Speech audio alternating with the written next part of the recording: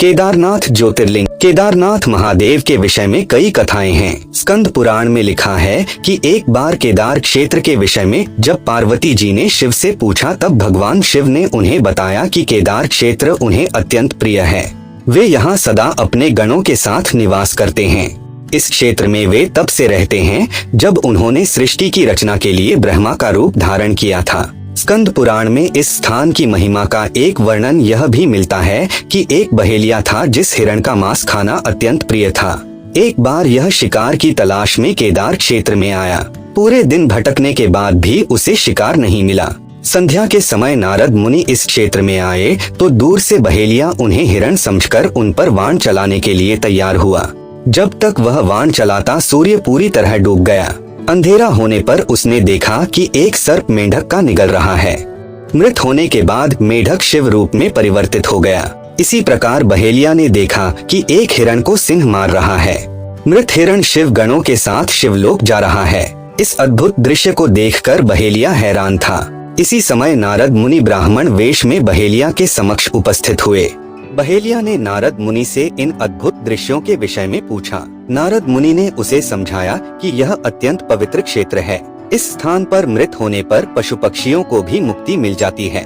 इसके बाद बहेलिया को अपने पाप कर्मों का स्मरण हो आया कि किस प्रकार उसने पशु पक्षियों की हत्या की है।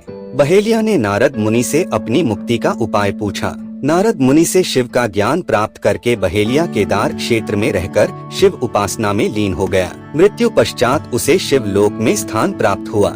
केदारनाथ ज्योतिर्लिंग की कथा। केदारनाथ ज्योतिर्लिंग की कथा के विषय में शिव पुराण में वर्णित है कि नर और नारायण नाम के दो भाइयों ने भगवान शिव की पार्थिव मूर्ति बनाकर उनकी पूजा एवं ध्यान में लगे रहते। इन दोनों भाइयों की भक्तिपूर्ण तपस्या से प्रसन्न होकर भगवान शिव इनके समक्ष प्रकट हुए।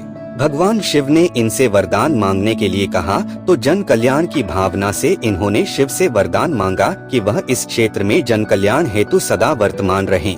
इनकी प्रार्थना पर भगवान शंकर ज्योतिर्लिंग के रूप में केदार क्षेत्र में प्रकट हुए।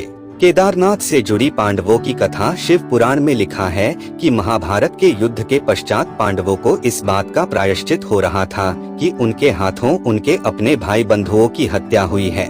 वे इस पाप से मुक्ति पाना चाहते थे।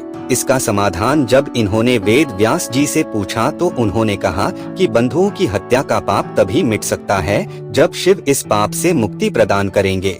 शिव पांडवों से अप्रसन्न थे। अत पांडव जब विश्वानाथ के दर्शन के लिए काशी पहुँचे तब वे वहाँ शंकर प्रत्यक्ष प्रकट नहीं हुए। शिव को ढूंढते हुए तब पांचों पांडव केदारनाथ पहुँच गए। पांडवों को आया देखकर शिव ने भैंस का रूप धारण कर लिया और भैंस के झुंड में शामिल हो गए। शिव की पहचान करने के लिए भीम एक गुफा के मुख के पास पैर फैलाकर खड़ा हो गया। सभी भैंस उनके पैर के बीच से होकर निकलने लगे, लेकिन भैंस बने शिव ने पैर के बीच से जाना स्वीकार नहीं किया। इससे पांडवों ने शिव को पहचान लिया। इसके बाद शिव वहां भूमि में विलीन होने लगे। तब भैंस बने भगवान शंकर को भीम ने पीठ की तरह से पकड़ लिया। भगवान शंकर पांडवों की भक्ति एवं दृढ़ निश्चय को देखकर प्रकट हुए।